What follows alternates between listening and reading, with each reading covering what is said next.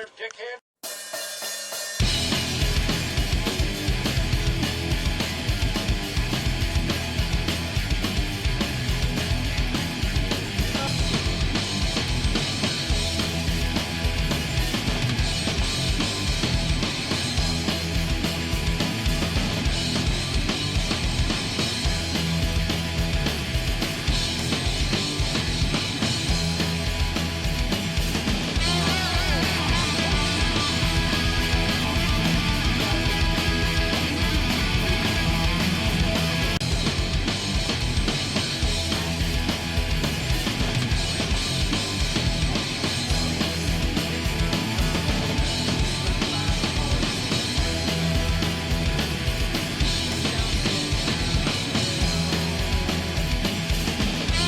Good morning, dickheads. You know what that means.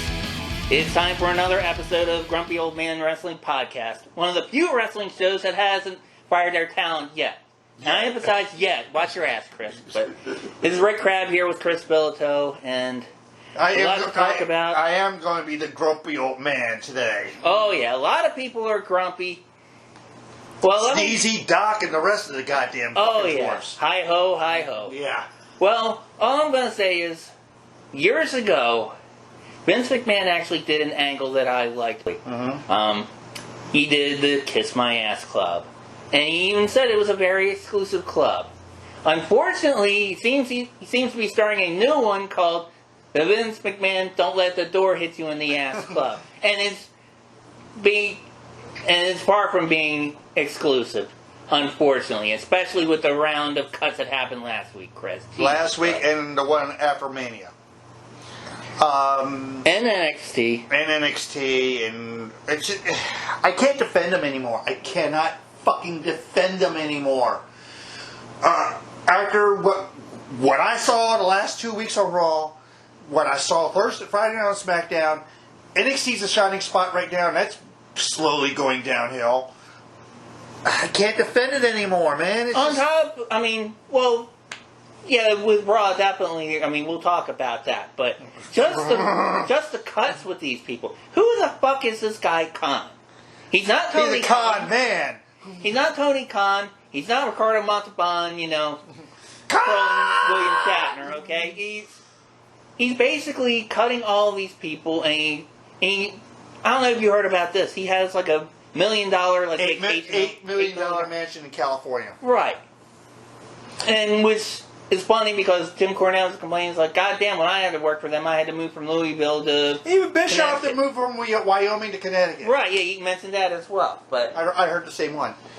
But Nick Khan, didn't he work out a deal with the Fox? He was the one who worked out the Fox deal for them. He worked the Fox deal. I think he had to do with the Saudi Arabia deal too. He's trying to do, yeah. He also tried to do something with India as well. He's trying to do like international stuff, which, all right, that I don't have a problem with that per se. Any company would want to expand their brand internationally, not just with wrestling. The NFL does that too, but there was only one Khan. Yeah. One Khan in wrestling right now that is our saving grace. And you know what that means, fans. Yeah. Yeah, Tony Khan. Right. But the cuts were just crazy, though. Aleister Black after the build-up and the Dark Father shit. Okay?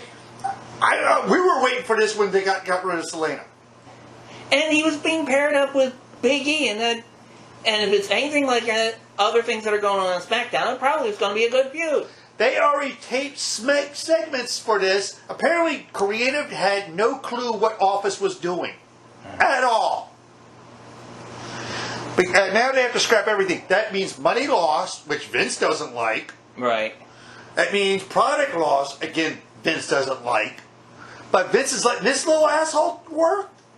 Well, not only that, but you're talking about money lost. You don't think Vince is losing money by scrapping these plans from Creative at the last minute for each of these shows? That's like... He's ripping the scripts of himself! Yeah, it's costing people over... Why is he paying these people if he doesn't want to use their crap? And if some of the stuff that's on Raw is their crap, in a way, I kind of don't blame him. I kind of hope those Well, scripts are too ply. But it was either on Russell Talk or somewhere else. I said they said they're actually writing for an audience of one. Right. They're writing for Vince. yeah. They don't. Vince doesn't care about us. He cares about his own fucking ego. In fact, well, if he does care anything about us, I think he wants to be the heel Mr. McMahon. He wants to piss people off. Say, oh, look at this. All these people talking online about us. But they're still talking about us. That's good shit, pal. You know? No. It goes back, and this is the 10-year anniversary of the Pipe Bomb promo. This goes back to the Pipe Bomb promo that Punk said, and what he said in that promo was true. About the whole glad hand, ass kissers that Vince has, all the yes men he has around him. Yes, Mr. McMahon. Yeah. Yeah, and bringing back Laurinaitis, who's now head of talent relations again, who didn't know how to handle a women's division before. Look what he's doing with it now. And we're going back to And he's the father-in-law of the fucking Bellas. Yup. I mean, he's the stepfather, I mean. Well, not only that, but I mean, going back to one of the losses, Aleister Black. Another Murphy.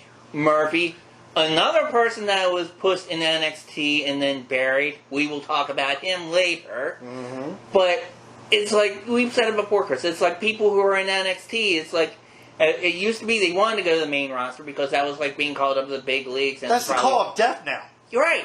It's yeah. It's kind of like, I don't know if you remember that episode of Cheers where Norm Peterson was basically hired to fire people and he felt bad. Yeah, I remember that, yeah. Take them to dinner and to ball games and stuff like that and then fire him, and then people were so scared it's like, oh no, he's inviting us to the Red Sox game. Shit, I'm going to lose my job, you know? Yeah. But now it's like anybody in NXT's like, no, I mean, Finn Balor, at first I felt sorry for him that he went to NXT. Now it's kind of like, I hope they keep the poor guy there. Aleister requested to go back to NXT. They said no. Now he's going back under his old name of his old indie name of Tommy End, which I saw a lot of old Tommy End stuff on YouTube. Find the Tommy End matches; they're fucking fantastic. The one with Sami Callihan in Great Britain's fucking fantastic. The other one that surprised me was Ruby Riott. Yeah. And then I saw on Twitter the love towards Ruby from everywhere. Ruby Riott is a sweetheart, but here's the thing. I mean, her I can kind of understand more because they didn't use her a lot. But the Riott Squad. She was a good talent, though. She was great.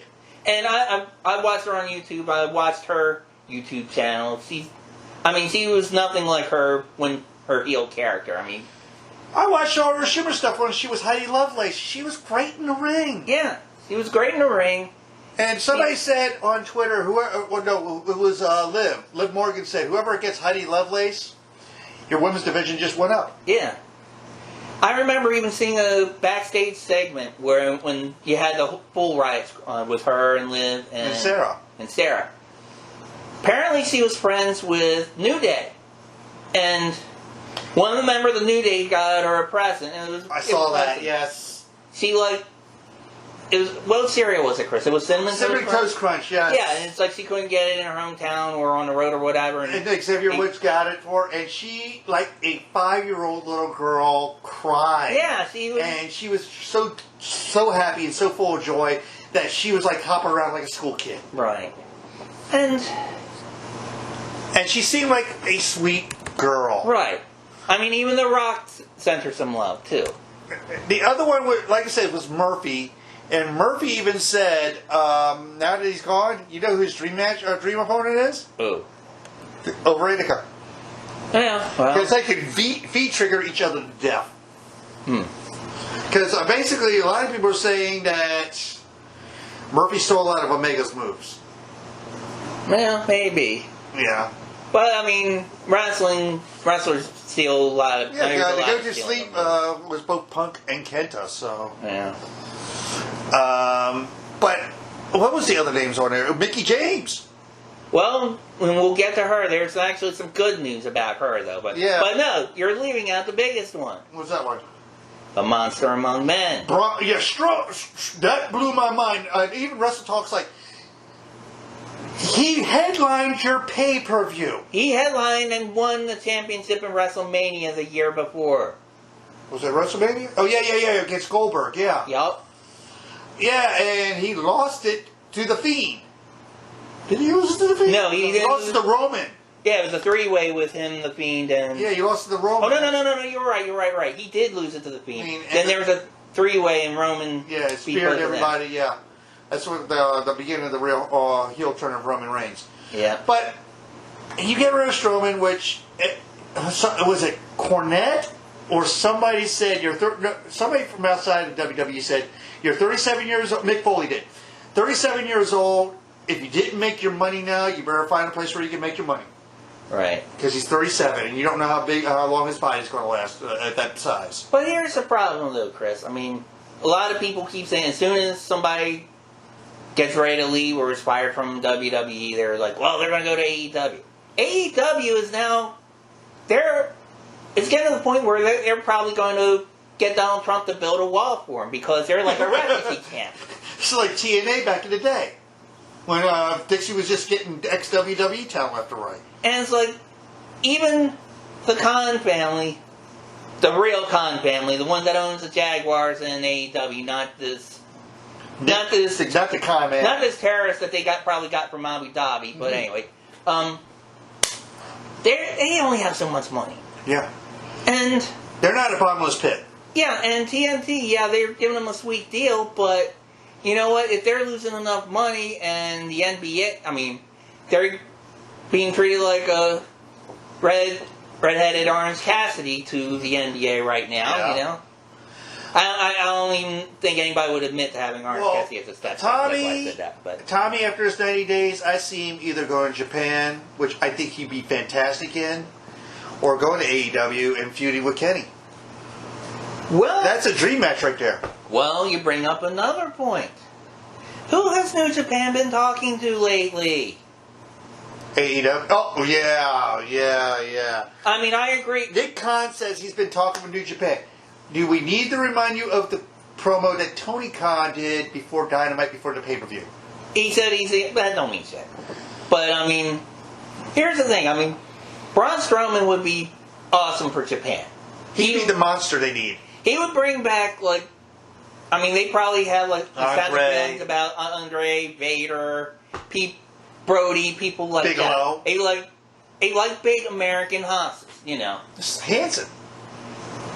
Ortiz, Doc, you know, those kind of guys.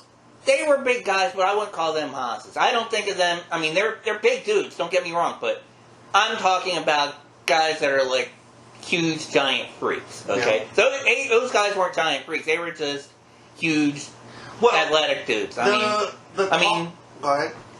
I mean, Dr. Death and Hanson were former football players, so, I mean, you know. Jerry Bam Bam.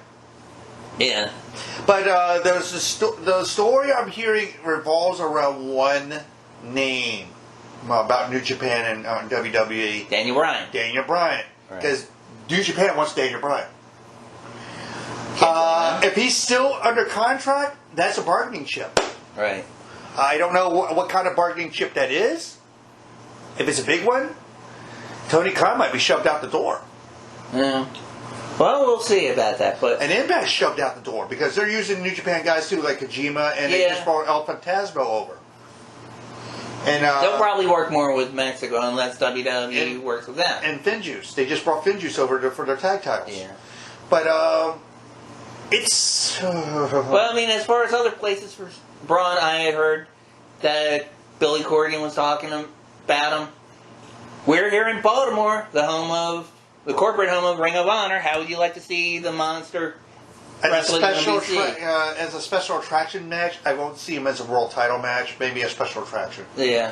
Because he is that special attraction, but there's nobody except for that Darwood or whatever his name is big enough for him. Or Roosh or somebody like that. I mean, now going back to the Andrade thing, you mentioned Roosh. They're part of the same faction in Mexico. They were part of the original Los Incabrados, whatever the fuck it's called. Right. And Andrade's talking about in his Andrade's deal, he is open to go to other promotions. Right. So he might show up in Ring of Honor. Okay, well, we'll get to that. We were going to get to Dynamite, but okay, we'll mention that now. Okay. Andrade is all elite right now, if you didn't know already. Did you hear about his contract? Yeah, because he wants to wrestle over Utica in AAA card for. He has NFL some creative control over his character. He doesn't have the Hulk Hogan treatment, but he has some creative control. I read about that. I was worried about him having the Hulk Hogan. It sounds like he has some say of who he wants to lose to. Yeah, I mean. And with Zelina now in a free agent, a lot of people were thinking Zelina, but we didn't think of Vicky Guerrero. Right. But Vicky can translate, because Andrade's English is still not 100%. That's yet another head scratcher about Aleister Black. Weren't they talking about bringing Zelina Vega back? She was spotted at the Performance Center with Simone Johnson, The Rock's daughter. That's all I know. So I don't know if they were bringing her back or she's friends with Simone. I don't know what's going on. Right. But Murphy, could you imagine Murphy in New Japan? He would be, yeah. Murphy would be a buzzsaw in New Japan. Yeah. He'd be the American. He could be the next Omega there. There's a lot of places he'd probably be good in Impact. I could see him doing that. Or Ring of Honor? Ring of Honor. I could see him in a program with Roosh. And I'm a mark for the NWA. I could see him there too. Against Aldis? Against Aldis, or actually in Aldis' faction, but you know. Who's the secondary champion there now? Who's the North American who's the America's champion? Last I heard it was Murdoch, who he wrestled in the last pay-per-view. I'll get to that in a little bit. Yeah. I watched that yesterday before I watched that garbage last night. Well, you know what? Yeah, let's do what Paul Heyman says, emphasize the positives and hide the negatives. We did have some other cards. NWA had a pay-per-view. Impact, they had one that Sunday, didn't they? They have one this Saturday. Oh, it's coming this Saturday. This Saturday. Okay. We can talk about the AWA Double or Nothing, which me and you were in attendance at a certain little crab joint to go see. Yeah, well, it's a favorite to wrestlers when they come to the Baltimore, Washington area. It's the famous seafood. You're welcome for a free plug. Yeah, even though you don't need our damn advertising, but you got Miz doing your advertising. We could use some of yours though, Jimmy. You know, and I don't mean just a crab keto either. I mean, bring some money to this crab keto right here. And we're local. We're nearby. Exactly. But we went there, and the crowd was hot in the building we were in. Mm-hmm. The crowd. They had a full house at Daly's place. Yeah. Which I think it was the first time they had a full house. Exactly. Since the pandemic started. You want to go for the match rundown? Yeah, well, one thing I want to comment on, since you brought up NWA, in the free-for-all, the pre-show, whatever you want to call it, we had an NWA women's title defense between then champion Serena Deeb and Riho. And their main villain, the Sun. Exactly. It had the J.J. Abrams plan. But this is what I don't understand, Chris. Supposedly... Deeb just came off of knee surgery. Right. But... she was basically bopping around Riho like she was, a beach ball, okay? Yeah. She was beating her up, pillar to post, as they used to say. Yep. And Riho did give some offense, but, look, I don't want to hate too much on Riho, because she is athletic, but I'm sorry. She's a 90-pound little weight thing. Yeah. I mean, it's basically a slender woman against real women, okay? She's not... I hate to say it, a Rhea Ripley.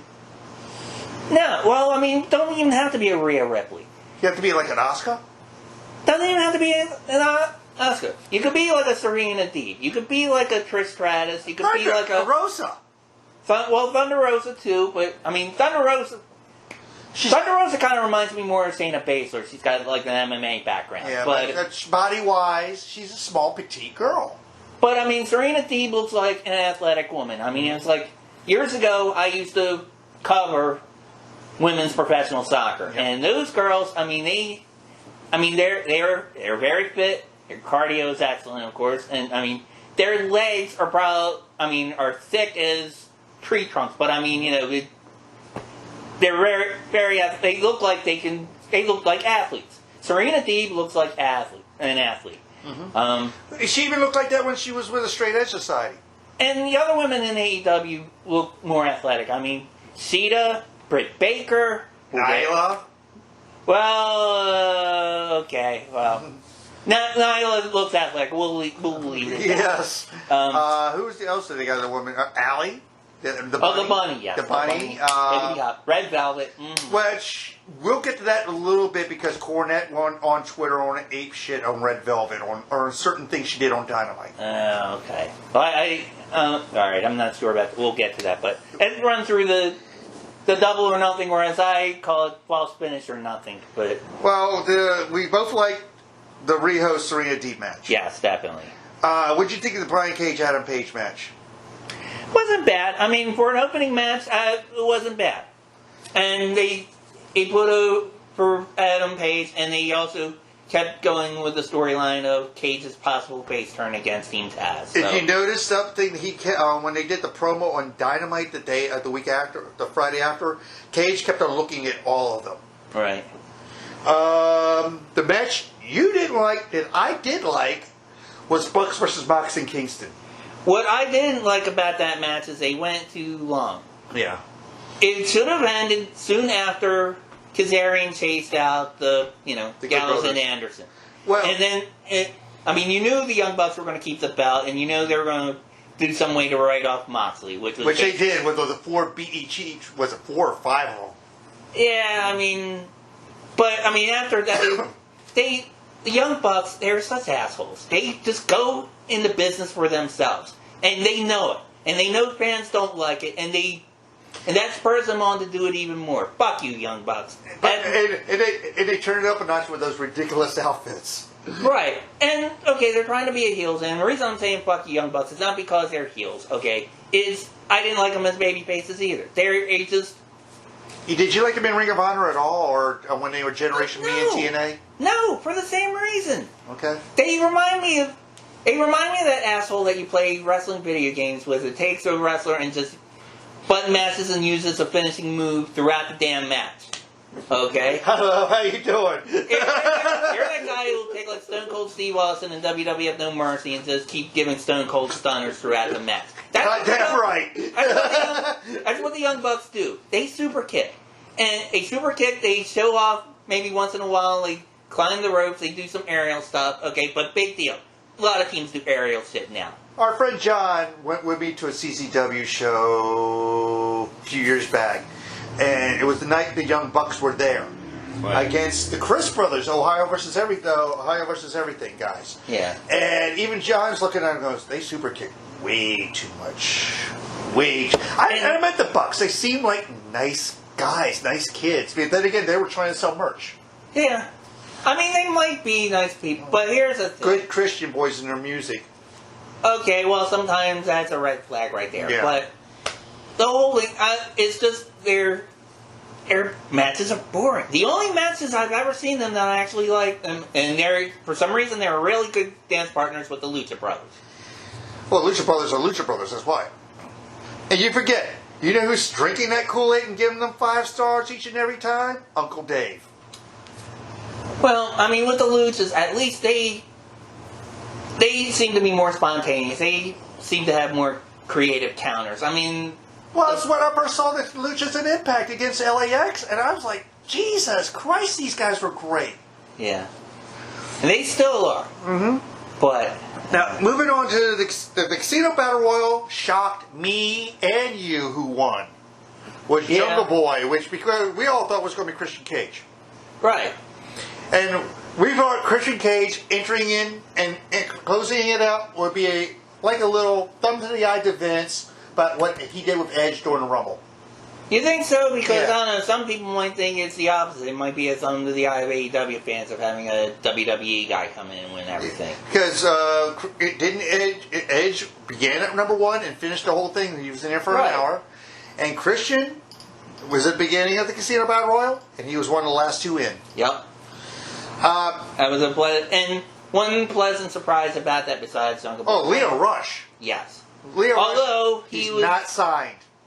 He was bounced out. Yeah, last I saw him, he was in MLW. The same card where our possible future guest and best friend was allegedly kidnapped and sacrificed to the Aztecs. The same night. But anyway. Well, what do you think of a possible Jungle Boy Kenny Omega match? I would like to see it. I think it would be a good match. The next match on the card was the one everybody is shitting on. is the Cody Rhodes versus Anthony Ogogo match because he didn't put Ogogo over. Because they think he's getting a little bit of the Triple H treatment. Well, there's another thing with that, too. What did Cody call himself during that match? The American Dream. It was, yeah, a lot of people are saying the reason he did it is because they're fighting Vince for that name. And he did that to basically stick the... And you notice the outfit he wore to the ring. Everybody's comparing him to the boys. Yeah, it was, what was that? Overman? No, Overman was Invincible. No, you're thinking of, what was it, Homelander? Homelander. Yeah, it was a Homelander outfit, yeah. Now, Omni-Man's the one in Invincibles who looks like J. Jonah Jameson. But, yeah. That's Omni-Man. But everybody said he looked like Homelander in that outfit. And that was the whole thing. Is like Cornette didn't understand who that character was. Brian Last was kind of hinting to it more, but Ollie Davis actually saw it even further. He's like basically saying, "Okay, you're the babyface, but you're dressed like a heel, right?" But then again, I don't know. You've seen Rey Mysterio dressed like the Joker, so you know. The thing is, Cody is a huge comic nerd. We've known this for a while. When he did the Stardust thing, he came out dressed as Mr. Sinister one time. Right. And like I said, a lot of people are saying Cody should put Ogogo over. I would agree. I don't think that was that bad of a match, but I think a lot of people were soured on the USA, you know. It sounds like some mid-'80s, foreign heel kind of shit. Yeah. The next match that I enjoyed was Miro and Lance Archer. Because that's the Hoss fight we wanted. It was, but And the tossing of the bag. This is my whole problem with some Hoss fights, though, and Lance Archer did a lot of this. Okay. When you're a Hoss, you are asking for trouble when you try to climb up the top rope. Agreed. Okay, you're a Hoss. Andre never climbed the top rope. Hogan never climbed the top rope. Verne Gagne taught them both. You're a big man. You stay on the ground. Strowman went to the top rope. Strowman, yeah, exactly. And he got burnt by it. Archer tried to be the Undertaker and do that stupid bullshit. No. What happened to big men on the top rope? Look at Sid Vicious. Yep. Or another example that almost killed him. Remember Brock Lesnar? Oh, the shooting star press at WrestleMania. Yes. Oh, where he landed on his head. Oh God, yeah. Mm-hmm. Which I heard when he was in developmental, I think in OVW, he was performing that on point. Right, Cornette was yelling at him about it too. Yeah. But what did you think of the Miro Lance Archer match overall? Not bad. Like I think I said on another episode, they're doing with Miro now what they should have done with him at the beginning. Instead of doing that stupid best friend bullshit, they should have just made him be Rusev and kick everybody's ass. Well, a lot of people say he still needs a mouthpiece because he doesn't need to talk all the time. And his wife just was one of the names released. Right. So Lana, after 90 days, might be coming to AEW to be Do you want her to be his mouthpiece, though? Do you want her back with that bad Russian accent? I don't like him with his bad Bulgarian accent. And he's legit Bulgarian. Right. But I could see it happening. And she was a good manager, but, whatever. The next one was, to me, was match of the night was Sheeta and Britt Baker. Agreed. You got two workers, and Britt Baker has risen her fucking game big time. Ever since, was it when she broke her nose? Yep. Or when she got her leg busted? Or when she had that non-sanctioned match with Thunder Rosa where they both bled like crazy, and they bled like 1980s Ric Flair. But I felt sorry for both of those girls for this reason. It kind of reminded me of the WrestleMania where you had the 3 women main event. Yeah. People were so tired when it got to that match, they didn't get the pop that they deserved. And I blame, again... Match order. Well, not only match order, but people were just so tired about it because that card ran so long that Young Bucks match was a fucking pay-per-view length match. That was a pay-per-view within a pay-per-view. And I don't mean quality, I mean length. If I remember correctly, it went about a half hour, that match. It seemed... half hour? Okay. Yeah, about a half hour. Yeah. It seemed longer than that even. Which, okay, half hour. Yeah, usually a half hour is a main event match. That's a title match. That's Ric Flair against somebody. Yeah. You know, that's no. But like I said, Sheeta, Britt Baker, match of the night. Kudos to both girls and congratulations to Britt Baker. Yeah, definitely. Agreed And we've been watching Dynamite, and the promos that come in from Baker are phenomenal. They've always have been. Yeah. The next match was a surprise for me. Darby and Sting versus Sky and Paige, and proved to me that Sting is 62. Proved to me Sting is 62. Yeah. Doing cross bodies and doing all that shit he was doing. Oh, I see what you're saying. You're saying. I thought you were saying at first it proved that Sting is 62. No, proved to me he's 62. Oh. With a fucked up neck. They're selling for him, it's... But like I said, Darby is the bump machine there, and you know that story. And that kid's going to die in the ring. I'm telling you right now, he's going to die in the ring. Sooner than later. Because of some of the shit he does. Okay, then the next match that almost had me boycott AEW. Oh, Pockets? You read it how I wrote it. Kenny Omega champion versus Pac versus Pockets. Yeah, I wrote it as Pockets. Just for you. Look, I know I don't blame them because he is over with that audience. The super snarky marky crowd? Exactly. Yeah, it's...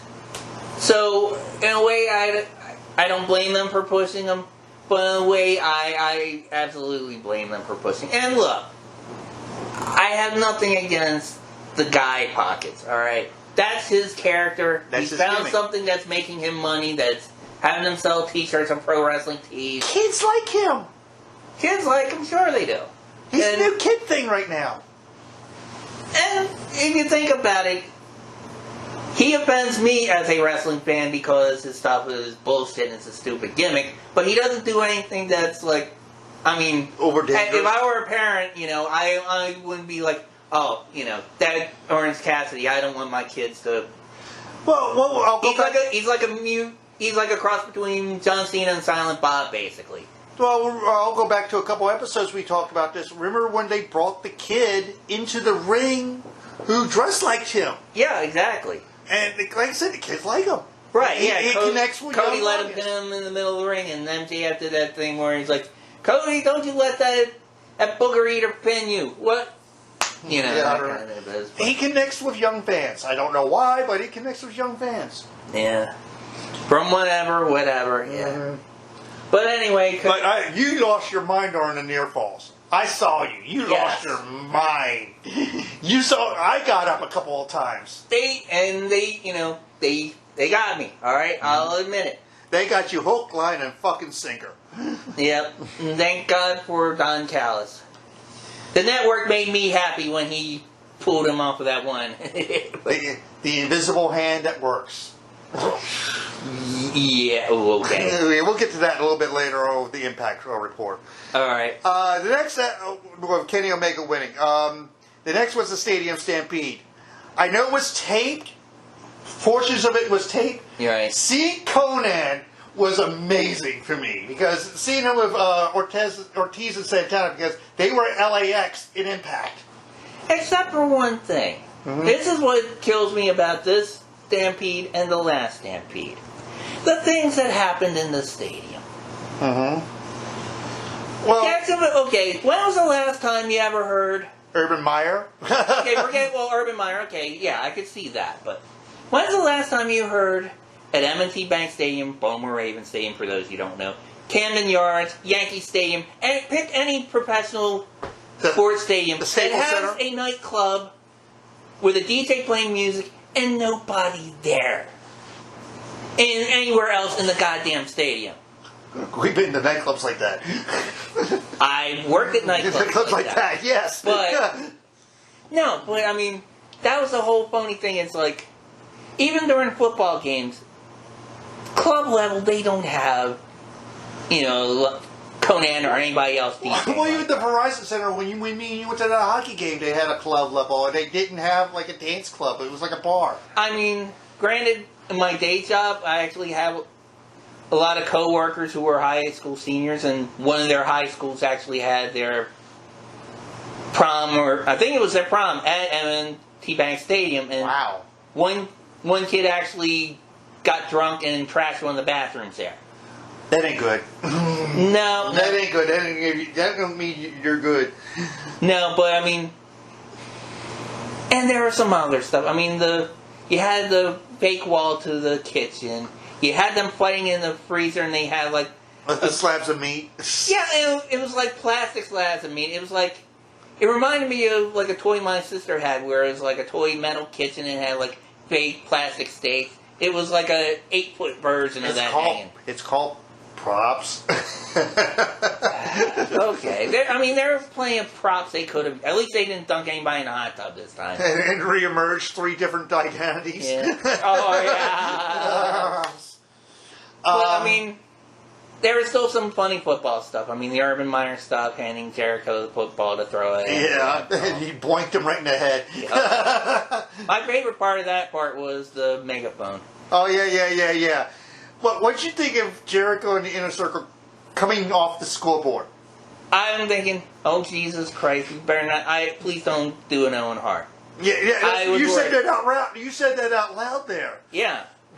I was like, I agree with you, man. I was like, didn't they learn from 20 years ago? Jericho especially. He was there, I think. He was there, I think.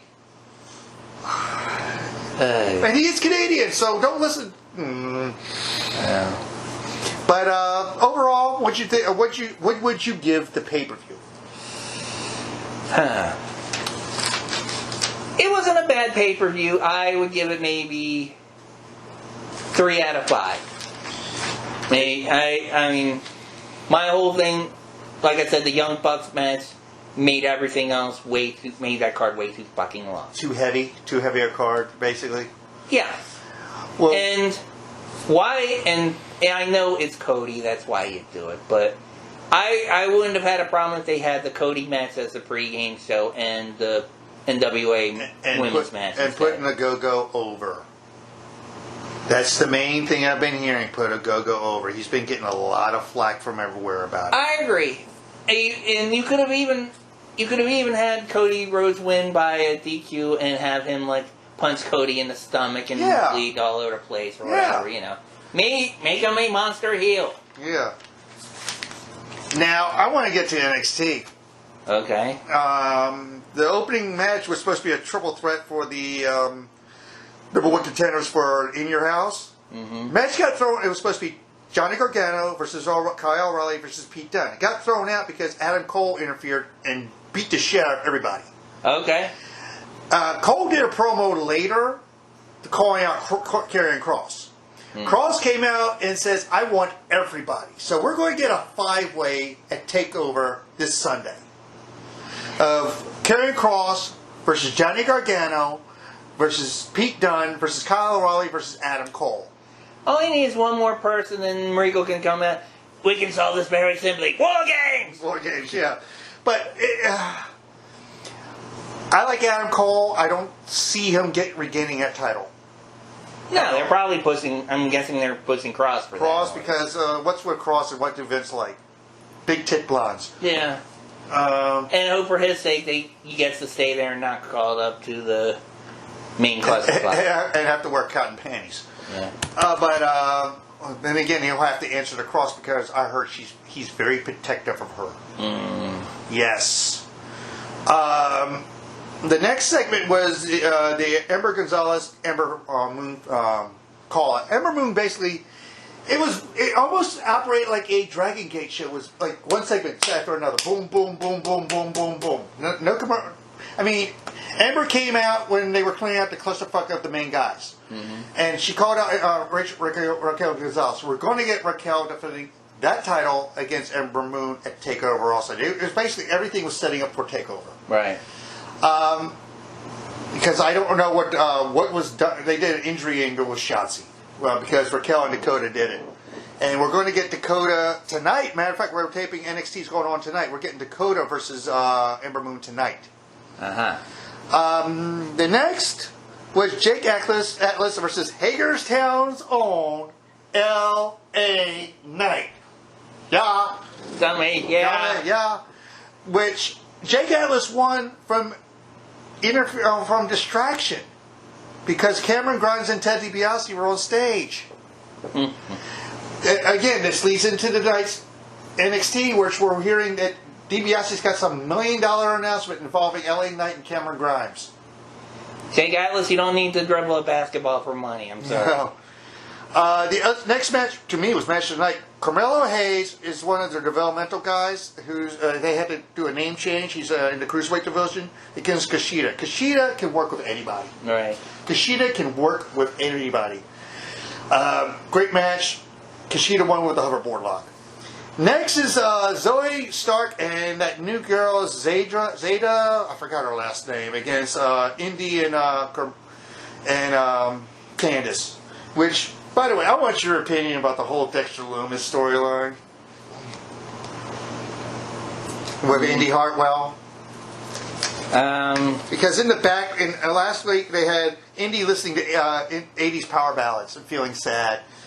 Okay. Then Dexter picked it up after they left and listened to it, and you see a tear coming down his eye. My opinion, I'm glad I didn't lose any sleep missing that. It's my opinion. You just got to watch the Wrestle Talk. Watch I forgot the guy in the Wrestling Masters. Yeah, I know you're talking about. They censor out everything he says bad about Dexter Lumis because he thinks he's a stalker gimmick. Yeah. He was a stalker gimmick as Sam Shaw in TNA with Christy Hemme. Right. It's the same gimmick. They're making this a healthy relationship. How are they making this a healthy relationship? Because wrestling. Yes. Then the next one was Legado del Fantasma, which is Santos Escobar's faction, against MSK for the tag titles. Right. Great match. MSK, the Rascals, wherever you want to call them, fucking awesome. Okay. If Kimberly ever leaves Impact, she's going to join her husband, and she's married to one of the Rascals. Right. Now I'm going to get to this Impact notes because if you notice, 1, 2, this was supposed to be a match. 3, 4, maybe 5 matches in a 2-hour show. More than we saw in a 3-hour show of Raw. And when we did see, what you saw from Raw, I just saw from highlights. But... And in front of no crowd. No video screens, no nothing. Piped in crowd noise. Okay? It's just fucking stupid. They did an X Division Iron Man match, which they showed the last 10 minutes of it because they had it on before the Impact, which I don't watch at all anyway, with Josh Alexander against TJP, and from what I heard, it was a barn burner. I heard it was a fucking 5-star match. Alexander keeps the title. Then we had a tables match with Jake Something versus Rohit Raju. Didn't give a shit. I don't give a shit about Jake Something. His finisher is a black hole slam. They're trying to make him to New Abyss. Rosemary promo. They're trying to build up Rosemary against Deonna Purrazzo. The streaming special is this Saturday. I think it's called Against All Odds. They're having matches Thursday night to determine if they're going to be the title matches are going to be 1-on-1 or 3-ways. Wasn't that a Phil Collins song? Yeah. And that was the name of the movie. And the song too. Yeah. Yeah, I remember. Take a look at me now. Take a look at me. Yeah. Oh God. Okay. Because this Thursday night we're going to have Rosemary versus Jessica Havoc, and if Havoc wins, she's added to that title match. So Deonna Purrazzo is going to have 2 horror monsters. So if Havoc wins, does that mean she gets the baby instead of Rosemary, or what? I don't know. Okay. They're making Rosemary prevalent again. Oh, okay. Now that she's. It sounds almost political. Make Rosemary great again. Okay. Well, after last night, we all know her other identity is Courtney Rush, and she's crushed right now. And you know why? Winnipeg. Yeah, and I left a funny little tweet to her. It's like, "Hey, Renee Young, your fellow Canadian needs a shoulder to cry on." Yeah. We were supposed to get a Rich Swann versus W. Morrissey, a.k.a. Big Cass match, but Morrissey attacked Swann before the bell and basically destroyed him. And Willie Mack came out. Which sets up, again, this Thursday night, Willie Mack versus W. Morrissey, which it'll be a fun match. It'd probably be a fun match. Willie Mack, you've seen from Lucha. Yeah. Then, No, I didn't see him from Lucha, but I've seen Willie Mack, yeah. Then we had something that I didn't like, and I wrote this down, is Brian Myers, how to be a professional.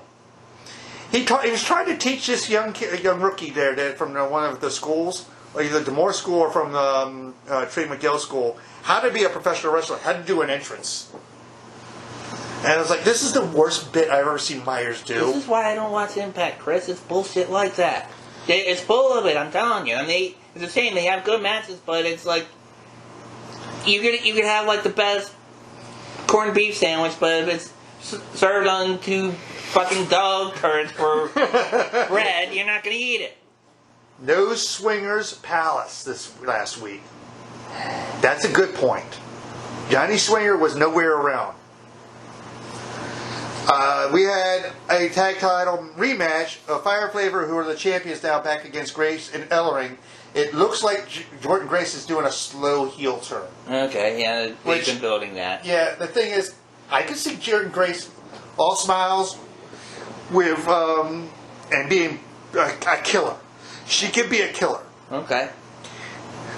Fire Flavor retain the titles. Then we had Sammy and Callis, a segment, which Callis was trying to talk to both Moose and Sammy, trying to get on their shoulder, be on their side. Trying to be the con man that Callis is, you know? And it was basically, it was fun segments. Then Sammy told basically Callis to get the fuck out of his face. Then we had Kojima versus Diener. Kojima, a former IWGP champion. Again, just like Yuji Nagata, who's around our age. They're sending the older guys over. This is the wrong oldest guy we want over. We want, what do you call him? SpongeBob what? Well, I used to call him SpongeBob Hardcore, but he's more like SpongeBob Strong Style. He's my old man hits hard. Japanese wrestle. New Japan's doing what their wrestlers, what European soccer players do. They send their older people to the U.S. They sent Beckham when, he's bent over, because he's walking with a cane. You know what I mean? And he's with Posh Spice. Well, can't fault him for that. But we had, at the case, Kojima won. Then we had a Moose segment with Don Callis. Callis is like you say, he's trying to play that puppet master. He's trying to be that guy like you saw on with Orange Cassidy with the contract. He's trying to be that guy. He's a great man. He's great in that role. He's fantastic in that role. He's the only thing I like about that Elite faction in AEW, by the way. And we had a Moose versus Sami Callihan match, which ended in DQ, Sami Callihan winning because the Good Brothers and Kenny attacked first Moose. Again, if Sammy, they're talking about adding Sammy as a 3-way. This Thursday night, Scott D'Amore said to Don Callis' face, anything that has to be involved in Kenny, Tony Khan has to be there. Tony Khan will be on Impact this Thursday night. Not doing a quote-unquote paid ad. He's going to be there talking with Scott D'Amore. You know what that means, fans? You know what that means. We're going to get a 3-way. Overall, it's better than Monday nights. It's still better than Monday nights. We'll talk about that, but I want to talk about one thing, and just go over this very briefly. We don't even have to talk about the whole card. As far as being a puppet master, that whole Roman Reigns angle. I got right here. My goodness. Not only this past week, but the week before. They're building this thing. We're entering Jimmy into the family. Jey Uso and Roman Reigns and all that. When Jimmy trying to get the band back together, get the Uso Penitentiary, trying to win the tag team titles. We can talk about that on this, yeah. Roman Reigns telling Jey, it's like, when you're with me, you're a main event guy. When you're with him, people can't tell the difference between which one are you? Right. I saw that as the first time I had seen a wrestling promo in a long time and said, damn. No. When he called him the wrong name last Friday. Well, after that, yeah. When he called him Jimmy. That was a follow-up to that. I said, yeah, what's the difference? Yeah.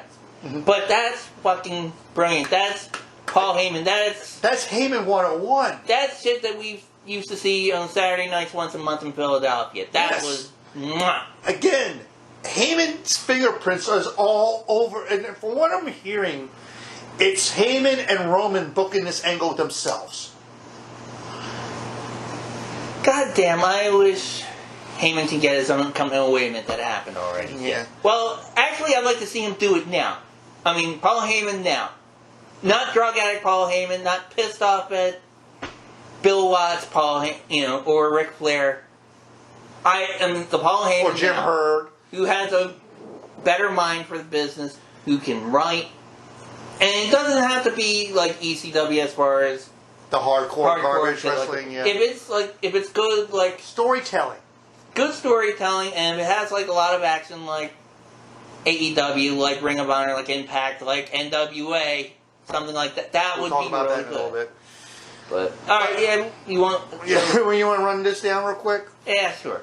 The only thing, and I agree with Russell Talk, was why make the curtain jerker and the main event the same match? It was kind of weird, but it was it worked. I thought it worked for that particular story. I don't think they could do it with anybody else, but with that story and the people involved, I thought that was. And I said this at the last show and a couple other shows. Roman Reigns is Don Corleone now. He's sitting in the chair like Don Corleone. And does that make Jey Uso Guido? Well, not only that, but it also plays into that storyline about what Roman says about Jey. You're in the tag team match, you're at the beginning. Your main event, Jey Uso. You stick with me, your main event, Jey Uso. Yep. You know? He's fucking with his head. That's what exactly. he's doing, yeah. It's brilliant. Yeah. Brilliant. What'd you think of the Seth Rollins interview? Where he just laughed, just his interview over. And his outfits are just getting more and more ridiculous. And at first, he was getting on my nerves, but he's starting to grow on me. I gotta be honest. Like he lost his mind type character? Yeah. Except, I don't know, have him move on to somebody else besides Cesaro. And get Cesaro against Roman Reigns. again? That was a great match at the pay-per-view. Right. That was a great they match. gave, how many matches did they give Kevin Owens against him? I mean, if they can give that fat fuck against... No, I shouldn't say that. I like Kevin Owens. But if they can give him matches against Roman Reigns, why can't they do that with Cesaro? Cesaro needs more matches. What did you think of the Street Profits segments throughout the night? I think it was a good time to get a beer. What else? Yeah. How about Carmella versus Liv Morgan, which Carmella went over on Liv Morgan? Well, again, that was a rewrite because of the Ruby Riot shit. Yeah, and Liv coming out to her old music when they broke up the Riot Squad. Yeah. Are they building up Carmella again, or is it just... It was a 2-minute match. Hard to say. I mean, I thought they were building her up when they had her with... What's his name that's with Nia Jax now? Oh, Reginald. Yeah. But, We'll get that in a little bit, too. Although, I have no problem building up Carmella. She's gotten better. She's hot as the weather we've had the last couple of days. So She's gotten better, and thank God she's not in front of Corey Graves, because all you hear is Corey Graves is this. Underneath if I was Corey Graves, I would be too. underneath the desk. Underneath the desk in the Catering. catering, in the performance center, I don't know, in the girls' volleyball locker rooms at College Arena, where they're at. But okay. What'd you think of the Bianca Belair Bailey segment? Did you care at all? Do you like cackling Bailey? I'm trying to understand it. I mean, she kind of reminds me of a bully that's just pointing and laughing. Okay. I mean, that was kind of creepy. It kind of reminded me of Bean stuff with all the laughs on the screen and all that. Yeah, but it's like they don't need that with those two. Those two should be like, I don't know. Think of like a really good women's match, especially like a Japanese women's match. Those two should just be athletic and going fucking crazy. Mm-hmm. They have the talent to do it. But WWE has to be WWE. I don't know if I heard it on Russell Talk today or heard it somewhere else. Oh, no, I heard it on Going In Raw. The Shinsuke Nakamura match, Baron Corbin feud, is Raw all over. It has Raw fingerprints all over. What do you think of Ricky Boogs? A poor man's Elias? You know who he reminds me of? I remember, well, if you remember when they had all the performance center jabronis as the fans, he was in there all the time. Mm-hmm. But, I'll tell you the first person I thought of when I saw him. What's that? Rudolph Schenker of the Scorpions. With the mustache and everything, yes. And I hate the Scorpions. I actually used to like the Scorpions, but yeah, but it was just that same 80s metal team. Here's the thing. Nakamura's the face, and Boogs is supposed to be the face, but they're doing heel shit to Corbin and stealing his crown. Exactly. Yeah, it's schizophrenic here. I don't know whose face is it. Especially the last match where Corbin won, but then they both attacked him and stole the crown, which actually belongs to Corbin. Yes, he legit won it in King of the Ring. That might be a case where it is like Raw in the sense that you're writing for Mr. Burns. I think Mr. Burns likes seeing Baron Corbin get it fucked over in matches. Well, what did they used to call him in Wrestle Talk? They call him the mid-card vortex. Yeah. Which Nakamura's being sucked into. I mean, I don't blame Corbin. You know, he's just doing what he's told. It's just... He's a good hand. I think he can be a good heel if he's written right. But that's the problem. Well, he's not written right, he's written left in every other direction. Well, they had the Forgotten Sons with him as Knights of the Lone Wolf, which made no fucking sense whatsoever. Right. Yeah, if he's a lone wolf, he wouldn't have more than one person with him. It's like they're Lone Rangers. It's like this bullshit song that I had to play on DJ at Orpheus from Covenant called We Stand Alone. I heard that song, yes. Okay? If you're alone, that means you're one person. There's no we. We, it's Stand Alone, yeah. You stupid synth pop, meth head, retard. Now we're going to get to the IC title match. What do you think of Cruz versus Owens? Well, I like Kevin Owens, like I said, and I know I called him a fat fuck. I shouldn't have said that, but we know him since he was Kevin Steen in the Indies and Ring of Honor, and the boy can be a killer. And the whole thing with Commander Aziz banned at ringside. So what does he do? He attacks him, which, okay, that would be kind of smart if it was real and not. Yeah. Storyline, kayfabe, whatever you want to call it, but you know Kevin Owens isn't going to win. All right, come. And adding Sami Zayn to that mix, it was confusing a little bit. They're just keeping that feud going. I mean, they're the best of friends backstage. They're giving Sami Zayn something to do, basically. By the way, did you see his picture on Twitter last night? No. He was at the Habs game. Oh, Lord. Yeah, he was enjoying life last night. Yeah. And the main event, again, was the curtain jerker. Mm-hmm. Which Roman ran in and attacked the Mysterios. From what I'm hearing at Money in the Bank, we might get Rey Mysterio versus Roman Reigns. Yeah, that's what it looks like they're building up to. Which will be an interesting match. It's a David and Goliath kind of thing. Which we've seen with Rey Mysterio over and over well, that's every opponent of his, yeah. And Roman Reigns, I mean, not only his physical stature, but his ego as far as... Yeah. You know. He's a Samoan godfather. Plus, if you think about it, it's family versus family. You have the loving, supporting, nurturing Mysterio family, although they're trying to be the Guerrero family, me, against the dysfunctional Reigns Game of Thrones wannabe family. Okay, yeah. It's just. You want to get to AEW? Well, go through that quickly because I want to talk about NWA though. We got Triangle versus Bucks. I know you didn't care. No, I disagree. I like the Triangle. The Death Triangle, it's my favorite faction in that company. With Kingston running in, yeah. And how did you like the promo that Kingston cut on Pac and Penta? Yeah. Let that marinate in your brain, friend. Enemy of my enemy is my friend, yeah. Yeah, so that means that the Eddie Kingston family's back together? Maybe, but I thought that was cool that they kept the storylines, keep you fresh. Oh, wait a minute. Last time, asshole, you left us to jump on Moxley before the ring farted, Yeah. Lee Johnson, who is not bad, really, Yeah. against Cody Rhodes and QT Marshall and Ogogo. I think they gave us this one because of the pay-per-view. Well, or Ogogo win. if it wasn't a favor to the fans and wanted that, it was a favor to Ogogo. I agree with it. That was a good match. I liked it. Then we had Christian Cage and Jungle Boy versus Private Party. This was actually pretty good. Okay, yeah, it was, but you skipped the two things. The Inner Circle promo. What'd you think? I was like, okay. I kept expecting the pineapple to do something, but Pineapple. Then we got the Orange Cassidy promo with Kenny and Callis. What'd you think? What'd you think of those promos? they didn't. Well, I mean, that was kind of like trolling people like me and Cornette who don't like Orange Cassidy by basically saying, "Hey, Omega, you barely beat the comedy wrestling guy."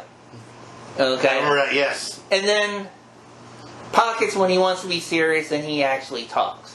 He looks like, I don't know, he kind of looks like, he reminds me of Rob Halford in the days with those mirrored sunglasses, and then he tries to be Silent Bob. I remember the quote-unquote debate last year with Jericho, Yeah. where he actually was doing political discussions. I was trying to forget that, yeah. Then the Cage Private Party match, what'd you think of that? Yeah, it was okay. It was there. Yeah. Then the Team Taz promo, which I think this is when Brian Cage was just staring holes into everybody. Yeah, I mean, that's just more build. Okay. Then we had the Sting Darby, which then you had Ethan and Sky on the Videotron, wasn't it? Right. What'd you think of the Britt Baker celebration and the throwing of cheeseburgers? That was hilarious. I did like Nyla that. Rose. It's going to set up Nyla Rose and Britt Baker. Right. Which, was it Nyla Rose the one who hurt Britt Baker, or was it Statlander? And who do you think is going to be the face in that one, though? I don't know. I don't know. Because, well, at first I thought, well, maybe they're trying to turn Nyla, but then you saw, excuse me, later on. Well, we'll find out. We'll find out maybe this Friday night. The other one was the Kingston Death Triangle segment we just talked about. The one was the Red Velvet versus the Bunny. Yes. When Red Velvet did that tope through the ropes and landed kind of awkwardly on her head. Yeah. That's the one Cornette went nuts on. Right. I agree with him on that. I felt bad for the Bunny in that one. Yeah. And it's the same. I like Red Velvet. I like both of them. Red Velvet, yum. Red Velvet's my new favorite dessert, next to like maybe German chocolate cake. Yeah, she's from the Nightmare Academy. She was trained by Cody and QT. And if she can get Freddy Krueger powers and come into my dreams, yeah, okay. But like I said, I feared for her afterwards. I thought she broke her neck. I honestly thought she broke her neck. Okay, one thing you left out though, What's and that? this is one thing Cornette brought up. I thought was interesting. You had Mark Henry come out to be interviewed by Shivani, and of course it was Shivani interview interruptus. The world's strongest man gets chased out by 100-year-old Vicky Guerrero. Excuse me! And to bring out Andrade. Which is good. But I like that, I like that he's got a home there, but I don't, it would be one thing if he went and he attacked Mark Henry or he called out Miro or somebody he kind of did, but you get a middle-aged housewife, a friggin' Karen, chasing the world's strongest man out of the ring. With a cougar necklace on. Yeah. She's obviously too young for Mark Henry. I don't see her giving birth to his hand anytime soon, but, but, I don't know, I thought that was kind of, it's like Vicky Guerrero's not going to be a face manager unless both of them are going to be, but we'll see. But like I said, then the mirror segment, which you were still thanking God and Jesus Christ. Yeah. Then we had the Dark Order segment, the return of Johnny Hungry. You know what? I'm on a roller coaster with Dark Order. When it first came out, I thought this is bullshit. Then after the Brody Lee stuff, I was thinking, okay, well, Brody Lee might, is making things interesting. Then, when unfortunate passing, alright, they made him baby faces, but I thought they were going to do something more with him. No, they're just...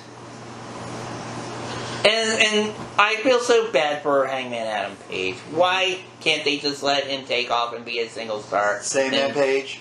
And, yeah, and just get away from those gimps, alright? I'm sorry.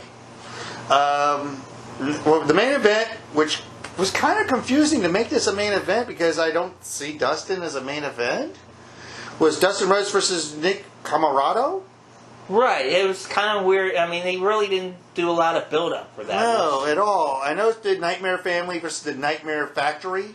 I mean, I know, like, in the Casino Royale, I think, didn't Colorado hit Rhodes with that, Yes. that bull rope or whatever, but, I mean, yeah. They should have done more build-up with that. They should have maybe showed that a week later, but... Yeah. Alright, but... But, like I said, it's neither here nor there. It's... If you want to talk... I want to talk about this real quick, then we'll get to the NWA show, because I watched that right after the end. Watched this before the NWA. Real quick, go. The New Japan show. And this is... I'll go to the Road to show that happened last week. The Gorillas of Destiny, the Tongans lost the tag titles to the Dangerous Tekkers, which was Tachi and Zack Sabre Jr. The interesting part was the return of Mio Abe. And I showed you a picture of her. Mm-hmm. I don't know. I don't get her gimmick. She is the girl, whenever Tachi comes out, I thought she was like a groupie gimmick. When she comes out, she's falling to her knees and crying. Because Tachi comes out wearing a Phantom of the Opera type gimmick with a mask. He has the mic up against his mouth where you can't see him lip syncing, but he's supposed to be singing a song. It's almost like a Phantom of the Opera song. And I think I never watched the movies, even back to the originals, and I don't understand the story of. I never knew the story of Phantom of the Opera. Yeah. But it was a good match. They lost, and we didn't see the Gorillas at all on this card, even though it was Bullet Club heavy. Right. That leads me to believe that maybe they're coming. I've heard this before, but maybe they're coming. Well, we'll find out. First match was Chaos and Hiroshi Tanahashi versus Bullet Club. Bullet Club go over in a 10-man. Then we had L.I.J. Ibushi, Naito, and Sonata versus Doki, Tachi, and Zack Sabre Jr. And it looks like they're building the Tekkers versus L.I.J. Okay, whatever. This one I liked was the Junior Heavyweight title was El Desperado versus Joe from Roppongi 3K. Afterwards, Desperado keeps the title. Itachi Ishimori wants a title shot. And he feels like everyone jumped in front of him. He wants a title shot. Then they turned to Roppongi 3K and said they want the junior tag titles with ELP. Wasn't match tonight, but it was a close second. It was Jeff Cobb versus Kota Ibushi. Went 15 minutes, and Kota won with 2 Kamakoyes with the knees to the face. Right. Then we have a 36-minute classic with Shingo Takagi versus Kazuchika Okada. I agree with Meltzer. It was 4 to 5 stars. Takagi is the new bout machine. Mm-hmm. He's got the world's ugliest belt now. Yeah, it looks like the Divas bout, basically. Yeah, and then I watched the NWA pay-per-view right afterwards. And we can talk about that here. When Our Shadows Fall. And it looked like it was a good Wasn't card. it in the name of a metal song, too? Probably was. I mean, they've had a lot of metal songs. They had Into the Fire. They had a nice guitar intro by some local guy. All right. We will go to the... But, well, what did you think of that pay-per-view? I just saw the results of it. It's pretty good. I mean, they packed a lot in a 2-hour show. That's what NWA does. That's why them and MLW were my 2 favorite companies before the... And they were in front of a crowd. Yeah. Not much of a crowd because they still kept focus on the flags. Right, exactly. Well, that's the way they meant to film. I mean, he tried to film it like the old Georgia Championship Wrestling. And I noticed they added one of the flags. Monrovia? Yes. As the hanging flag, yeah, as a tribute. Karate! Yes. Alright. So let's go over those matches. Let's see. I'm scrolling down.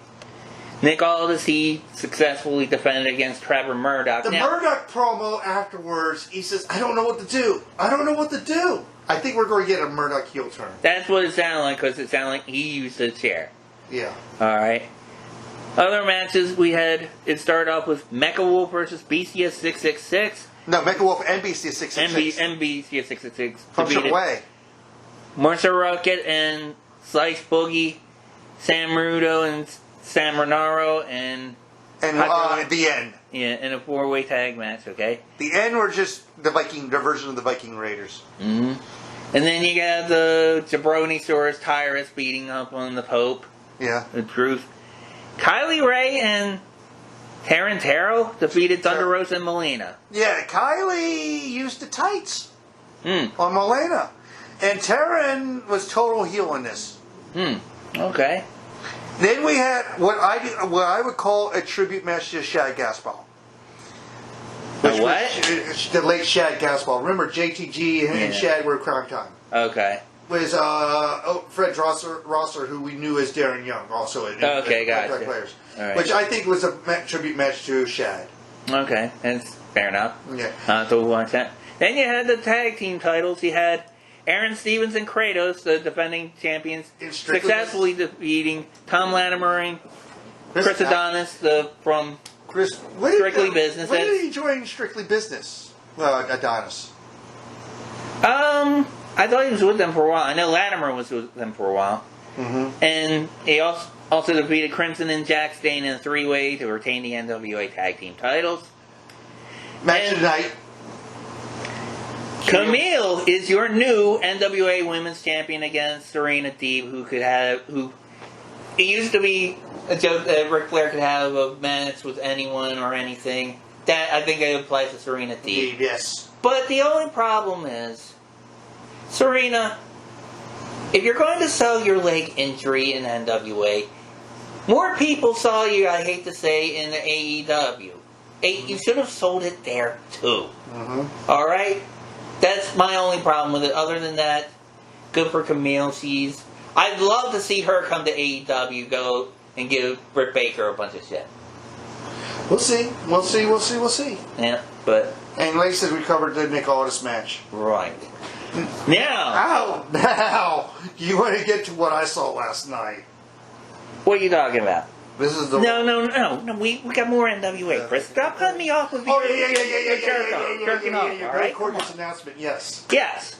So, Billy Corgan made an announcement where they have not one, but 2 pay-per-views in August 28th and 29th in St. Louis. Yes. August 28th will be called NWA In Power. It will be the first all-woman pay-per-view in NWA history. And who's the executive producer? Mickie James, Hardcore Country herself, booking this And show. what did they say to Mickie James about Evolution? It didn't sell. It was the lowest rated pay-per-view ever. We ain't going to have another one. And screw you, Mr. Burns. Good for you, NWA. Good for you, Billy Corgan. Billy Corgan is a forward thinker. You got to, even though it's this is all retro, he is a forward thinker. Well, yeah, exactly. He is a forward. You're right on both counts. And with this pay-per-view on the 29th, it's an NWA 73, and it's at the historic Chase Center. What's interesting about this, NWA used to do a weekly TV show called Wrestling at the Chase in St. Louis. It was run by Sam Muchnick. Yeah, okay, back in the day. Way back in the day. It's a throwback to them. I mean, it's a love letter to St. Louis, just like how the NWA Power is a love letter to Atlanta. It shows you how much Corgan loves the history of the business. Exactly. And Corgan had on-screen roles in Impact. Yeah. Which he did, kind of was like a heel owner thing. That's when he had some big bully guy with a cigar next to him, and he was wearing a hoodie all the time. Mm-hmm. And wasn't he the one who El Kabam Steve Corino on ECW television? Yeah. Yes. He's a fan. And wasn't he one of the guys behind Resistance Pro? What was that promotion in Chicago? That Raven was. Yeah, it probably was that. Yeah, he was the money man behind that. Yeah. Well, I saw an article where they talked about how he got the NWA. Yeah. Vince wanted to buy it and he turned it down, so he gobbled it up. Okay. So that means he can't use it. Well, he can use the footage because that's part of the WCW archive stuff. Yeah, right. But they do use some footage, though. I think he might have an agreement. Maybe Vince lets him use some stuff because I have seen stuff with like Ric Flair and Harley Race and Dusty on his shows. But more power to the empowerment thing. I mean, I thought it was great. I mean, I think that's great. I don't know. Are they going to bring Rose? Of course, they're going to bring Rosa. They're going to be Kylie. They're going to bring Taryn. He said they're going to have Melina, Rosa. They're going to have Camille, obviously, Serena Deeb again, and basically all the women that we saw in this pay-per-view. They're probably going to... They'll probably have Marty Bell and then Allison Kay. I wouldn't be surprised. They'll probably dip into the Shimmer talent pool and maybe shine down in Florida and bring some of those girls up just for this pay-per-view. Or you might even see a Riot. Is that... No, that is not within the 90 days. Oh, okay. Yeah, that's not within Vince the 90 is such a dick. He cuts these people and then they say, okay, you can't work anywhere for 90 days. What the... And here's the thing that the 90-day rule is 4 days after All Out. So nobody's going to be showing up at All Out. So he basically planned that day specifically for... Oh. Yep. So nobody will show up for the competition for their biggest pay-per-view of the year. For crowds coming back, being on the road in Chicago. Somebody fantasy book that, which I think would be brilliant. What? Had Cult of Personality play and have MJF come out. Just to fuck with people. And you know who should come out and just destroy MJF? Joe. His 90 days would be up by then. Right. And having Samoa Joe show up in Chicago with that smarky crowd, he'll blow the roof off that place. Well, that smarky crowd used to be who went to Ring of Honor. So, yep. I mean, that's not. I mean, people would probably he would probably get a huge pop. Now, with the Forbidden Door for basically being obliterated now, I went against something that you probably didn't hear about. Did you hear what happened at a GCW show over the weekend? This past weekend? Yes. Is it something again with Cage and Moxley? It has to do with Cage, but not with Moxley. Who? I'll get to that. After another death match, Moxley gets surrounded by what looks like druids. Hooded figures, right? Yeah. He beats two of them up. One of them does the Moxley hand motions and hits a paradigm shift. But it isn't Moxley. He took off the hood. It's Matt Cardona. Oh, Christ. Zack Ryder showed up and he pissed off the entire crowd. I bet. Because there's been a back and forth between Nick Gage and Cardona online now. Now, Cardona, Moxley, is the door to the Forbidden Doors to the Indies obliterated now? Maybe not. We see Nick Gage showing up maybe on Impact? Moxley, go home and be a dad, alright? Come on, man. This might be the replacement since Moxley's taking some time off. Yeah. Could you see Nick Gage showing up at an Impact event? You said this last time, I mean... It'd be nice to see. I mean, they should have done... If they were going to do it, they should have done it sooner. They should have did it right after the Dark Side of the Ring thing. Yeah. Well, like I said, they had a Vegas show setting up, but they're going to do the injury angle with Moxley, so... Right. And he lives in Vegas. And I think Cardona is going to be a guest on Chelsea Green's podcast soon and talking about it. Right. But do we want to talk about... It's not Raw anymore. It's more meaty. It's blue. It was a Raw steak that sat out on somebody's stoop in West Baltimore, you know. During a gunfight. During 3 days and nights of like 100-degree weather and 95% humidity. And don't forget the motocross. And no. Maybe the motocross ran over it, and then the maggots grew out of it. That's what's on Monday nights right now. Okay. I mean, Back River smells like Febreze potpourri compared to how much this show stinks. Well, The first thing we had was the tag team battle royal between, named the teams, I forgot them all already. New Day, Arcade Bro. Who are the other teams that were on there? Arcade Bro, New Day, the Viking Raiders, the Retribution, and I forgot what the other teams were. But Viking, which was a surprise. Saturday Night main event, or does the bullshit main event show that nobody watches? Or Shotgun Saturday Night. Oh god. Well, at least Shotgun Saturday Night was funny when you had Pillman and Terry Funk acting nutty, but. And Callis was on commentary. God, it's horrible. I mean, poor Randy Orton, one thing. Pairing him up with that fucking Stoner. Not only that stoner idiot, Evel Knievel was one of my heroes as a kid. And having that asshole wear his colors. No.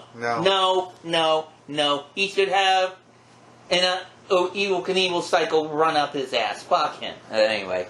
But the pleasant surprise, because I thought RK Bro was going to win, or New Day, was the Viking Raiders.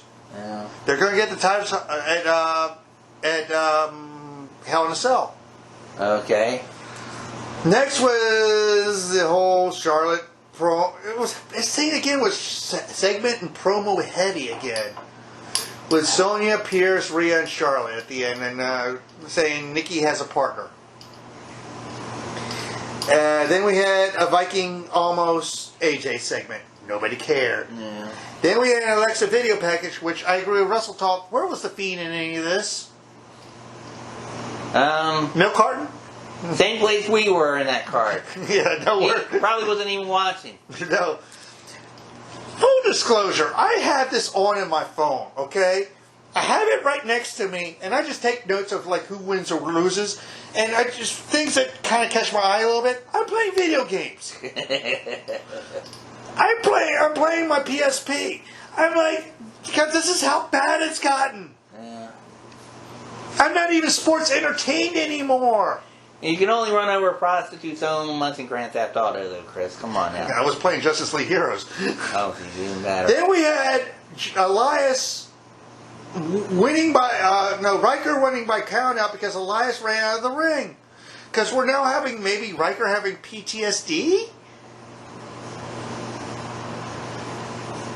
Are you kidding me? I'm not kidding. You heard that on Russell Talk.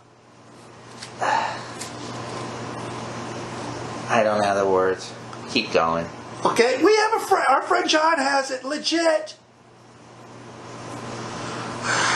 Then we had the contract signing, which he brought a sword. I have no words. I can't defend this shit. Yeah. I feel sorry for Drew. I really feel sorry. I feel sorry for Lashley and Drew. I feel sorry for that sword because Vince paid a ridiculous amount of money. It was 170. Then we had the Ricochet Humberto match. Went to a double counter and the nice mask that Shamey had to wear. Oh yeah. Yeah, because of the Cody Rhodes NBA, broken nose thing. Yeah. Which legit, Humberto broke his nose last week. Oh jeez. Then we had, which I thought was the thing of the night, was Kofi and MVP, which the segment was great. That was the standout. And Kofi's promo, I agree with Russell Talk, Kofi's promo was fantastic. And it looks like he might be turning heel. And become part of the new Hurt Business. Then why the fuck did you break up the old Hurt Business, which people actually Because like? Vince has an attention span of a squirrel. Not only that, but also what has Vince been notorious for doing for years, even when he's had good shit.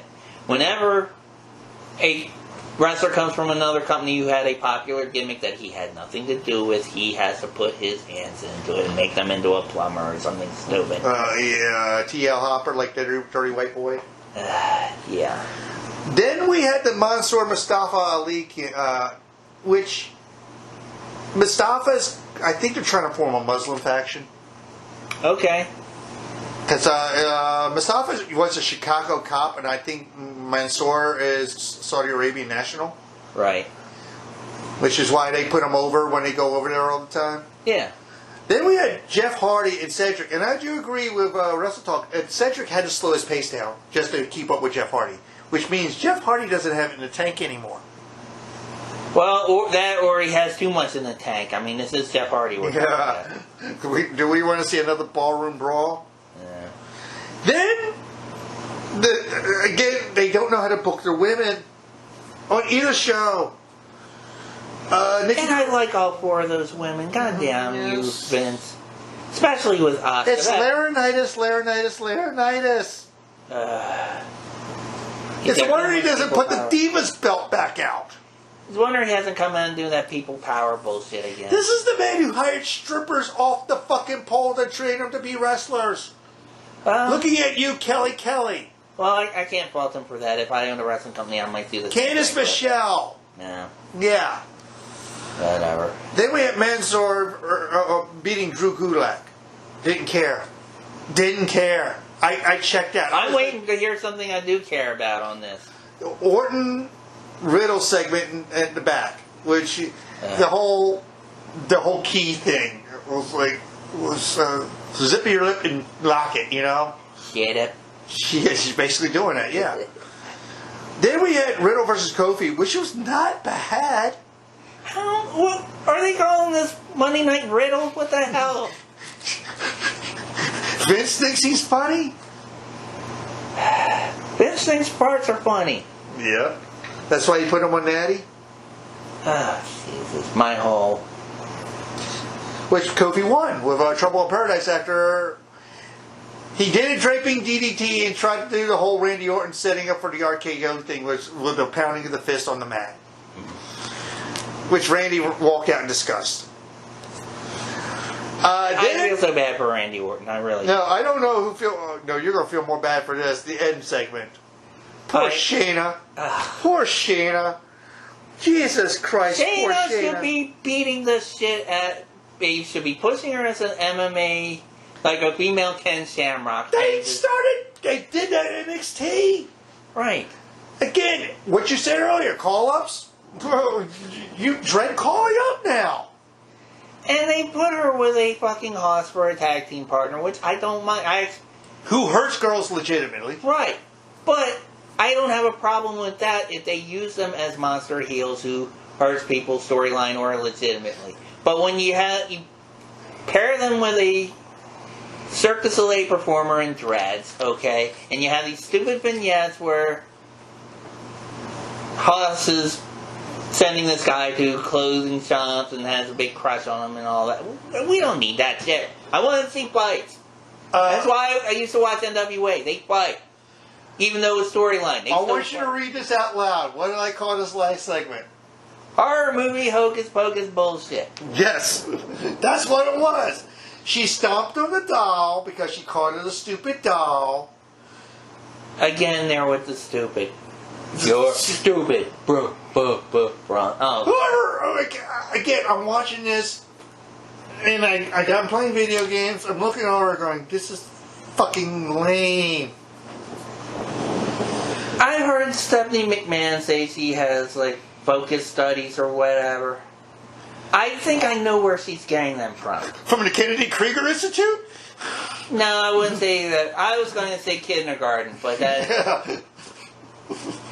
No, actually, no, I have had family had to go there, so okay. I'm editing that shit out. But, no, I think just, it sounds like... Colors.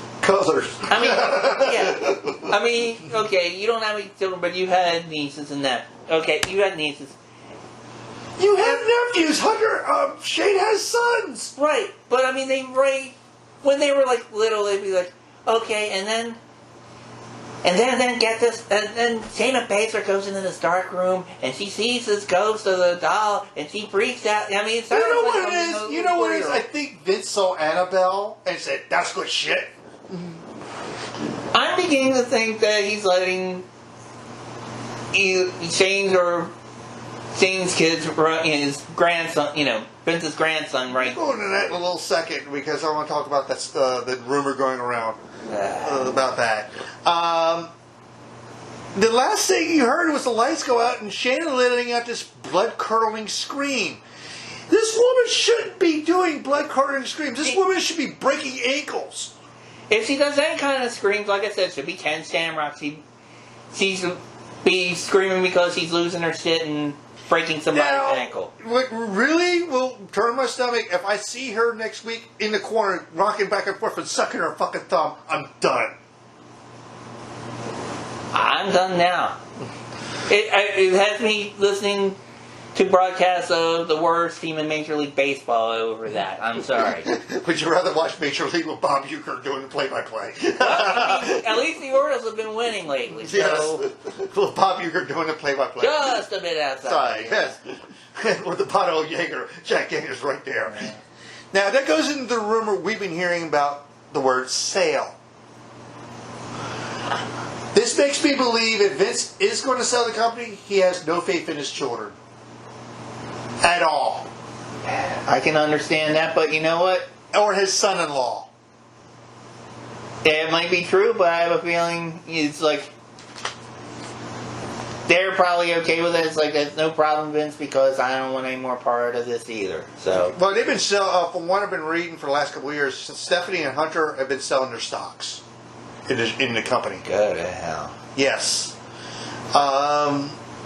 Again, you got Hunter right there. Let him take over. Maybe he doesn't want to do it, though, Chris. Well, he's the one that's been running SmackDown. Okay, well, good. I mean, but maybe he doesn't want to do it. Maybe he wants Sheikh Mahatma Coat from Saudi Arabia or Abu Dhabi somewhere to buy the damn thing. Maybe he wants Peacock or Fox or Disney. Disney is one of the rumors I've been hearing. Could you imagine Disney owning this? I can see it within a couple years. No wrestlers, just CGI. Yeah, it'll be like that cartoon where they had the wrestlers against the Jetsons. Yeah, I remember that. Yeah, we won't talk about that. Yeah. But what do you think of the sale rumors? Well, I'm afraid because I'm thinking, well, how could they possibly make it worse? But anytime I do that, Vince McMahon will be like, "Oh, my IcoPro, pal," and he'll come up with something else. True. But he's 75 years old. Even I think he just wants to make more money before he dies. He's Scrooge McDuck. He's now Scrooge McDuck. He just wants to swim in a vault full of coins. I don't know. Maybe he's watching DuckTales with his grandchildren. I don't know. I don't know what's going on. And he wants to be Scrooge McDuck. But I think it's more The Simpsons. He wants to be Mr. Burns, and he's succeeding in that. And Kevin Dunn's probably at Smithers. what was it Russell Talk said about... Or Bruce Pritchard, one of them. Oh, something about Liv Morgan coming in the ring and Kevin Dunn just coming. Yeah, pretty much. I can't blame Kevin Dunn. Kevin Dunn on that one. It's like that buck-toothed bastard. Yeah. But it's... I agree with you, and like I said, if we get this guest, this interview's for you, this interview's on you. Alright. And like I said, I don't watch MLW. I hardly watch NW. I watch the pay-per-view. Mm-hmm. But there's other promotions out there. I watch New Japan. I watch Impact. If I can, I'll watch Ring of Honor. I've been watching just all alternatives to that. I mean, I'm primarily watch AEW. I watch MLW. I love NWA. I'll probably get Fight TV so I can watch that again. How about Ring of Honor? Because it's on. I watched a little bit of that this past Saturday. What'd you think? It's not bad. I mean, it's like any other company. If you stop following it for a while, it's hard to get back into. But other than that, the action's still good. And in fact, they are actually announcing tickets for shows coming up. July 11th, which will be in Philly for that show. But the MLW is the night before, July 10th. Okay, July 11th is the Sunday night then, right? Yep, or Sunday afternoon. Sunday afternoon, which they're announcing live crowds at UMBC. Did you see the video promo by the Briscoes? No. It's hilarious because even Jay's like, I'm not with you. I'm going on my own. And Mark's like, get him a property then. He's taking him off his farm. I thought they all lived together or some inbred bullshit. Again, there's a real life sister out there. I want to meet this woman. I want to know if she's anything like these two. She might not be, which is why you don't see her. She might be the brains of the outfit. Yeah. Because I've hung out with her father. The father's a prince. He's really cool. Yeah. Again, that's not a gimmick. That's them. Right. That is them. They're two rednecks from Delaware. And I love them for it. Right. I really love them for it. And I hope they win.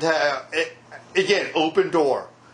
If there's an open door between Ring of Honor and NWA, how would you like to see them come to the NWA? I'd like to see them come there. I'd like to see them come to AEW. Maybe destroy the Bucks. Destroy the Bucks. Maybe even be heels and destroy the Butt Buddies. And, yeah. Well, from what I told you earlier, if they didn't show up at Dominion and if they're at home in California quarantining, we might see a destruction of the Bucks by Tongans. I hope so. I hope they go Christopher Walken and Deer Hunt. Because if the Gorillas show up on Dynamite, that crowd will go volcanic. Maybe.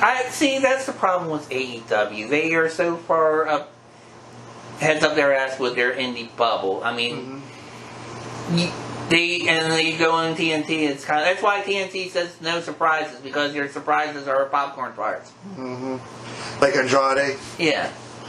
Well, no, I mean, Andrade was a pleasant surprise. Yeah, I'm glad Andrade's. I want to see more Leo Rush there, though. Yeah. Like I said, he isn't signed. He just is a one-off. Matter of fact, tomorrow, I think you saw it on Facebook, MCW is doing a virtual show tomorrow with Leo Rush on the show. Interesting. Okay, I'm going to have to check that out. I don't know what the card is, but it is on their YouTube channel starting 7 o'clock Eastern tomorrow night. I'll tell you another place we might see him. Go ahead. The last place he was before the AEW pay-per-view, he had lost the... MLW. Yeah, the middleweight belt to... Yeah, he lost the middleweight belt. But so you might see him come back there and wrestle a little bit. And since he was buddies with Joey Janela, if he's still doing indies, he might show up at Game Changer with GCW, because Joey Janela does color commentary for GCW. And you saw it the ladder match. I was there for the ladder match, and those two worked their asses off. Right. That match almost made Grumpy Old Mania, but I couldn't find any good copyright-free stuff that I can... If I still had the DVD. Well, I have a DVD from Pro Wrestling Tees that had that match on there. Yeah. But I had from Smart Mark Video, so... Yeah. But if Leo shows up... Matter of fact, when they started allowing crowds a little bit last year in Jersey, they had a boardwalk show on the Jersey boardwalk in Atlantic City, and ACH showed up. What was his name in NXT? Norman Smiles or whatever. I forget. Norman I know Miles? who you're talking about. He's also been in MLW. Well, he has nowhere to go after that video he put out of calling basically the WWE racist. Yeah, well, he's probably not wrong. He's probably not wrong. Look, okay, you're a black dude. You're going to be a godfather. You're going to be a pimp. You're Japanese. We got to make you into a samurai. You know. Wait a minute. You're Samoan. You're a savage and with a hard head. Yeah, unless your name is Roman Reigns or The Rock. Hi, Kaz. Nice to meet you. We're going to make you a foreign heel where you say you love the Ayatollah and you hate the USA. But I come from America. I helped train the U.S. Olympic team. We don't care. We want you as a bad guy. Who's she? Yep. Then, Kola, Nikolai. He's I think he's Czech. He's legit Czech, but he was a Russian wrestler. We're going to make you communist. We're going to be the bad guy. You're going to be the evil empire guy. Well, that's what they did with Nikolai Volkov. I think that's what I said, yeah. And Ivan Kola, the late Ivan Kola was French Canadian, but he did a Russian gimmick. We're going to make you evil Russian. Yeah, it's different. I mean, they needed foreign heels, but I mean, Wow. And Ivan Koloff was one of the few, until at the end of his run in NWA, was the only one who stayed one type. He was either heel or babyface. He stayed heel the entire run until his end of the NWA, where he turned babyface. Right. Ricky Steamboat is the only person that I know of has been babyface throughout. What about Tito Santana? Was Tito ever a heel? I don't remember being a heel. Anywhere else was he? I don't know. Maybe in NWA or somewhere. I don't think he ever was in WWF though. Yeah, a WWF run, yeah. But Ricky Steamboat, going back to his feud with Flair back in the 70s, 80s. Yeah. He was made a babyface throughout. I don't think he's ever turned. No. That'll be interesting homework. Who's never ever switched from babyface to heel, unless your name is Paul White and you do it like every other day. Or Braun Strowman now. Hell, I mean, you have some wrestlers do it simultaneously, like Jerry Lawler. Yeah. Oh, or when Lawler was working Dallas and Memphis, he was face in Memphis and heel in Dallas. Well, that's the way Lawler always was. He's always almost always a face in Memphis. Because he's the hero there. Well, it's like I remember they had. Well, you saw the thing with the McMemphis thing. Yeah. Where it was like, basically it was almost like the Canada thing was like Bizarro Land, Yeah. But I mean, he was also that way where he tried. They were talking about doing a feud with him and Piper while Piper was in Georgia. Mm-hmm. But it's neither here nor there. Yeah. Well, is that it, my friend? I guess, yeah. We covered a lot. I still got some venom left in me, but I'll hold it off until next week's Raw. Right. And look, I'm not sure if it'll be the next episode, folks, but if we get the guest that I'm trying to get, we are going to inject some class into this show. Let me just say that. So I will be taking notes over the weekend of Against All Odds from Impact and In Your House Takeover. Because you got Impact and NXT running night after night. Right. Okay, alright, well, give your socials that nobody gives a shit about. But me. Christopher James Filato on Facebook and at C Filato on Twitter. Alright, and of course you can catch this show on the RTC Multimedia YouTube channel, which obviously, if you hear this, you're doing that, so thank you very much. Tell your friends, get some more Spread the fucking word. Right. So, and you can even compare us to the last episode, see how wrong we were for predictions for Double or Nothing. Oh yeah. Which is why I don't like doing predictions. But anyway. Alright folks, we'll talk to you next time. See ya!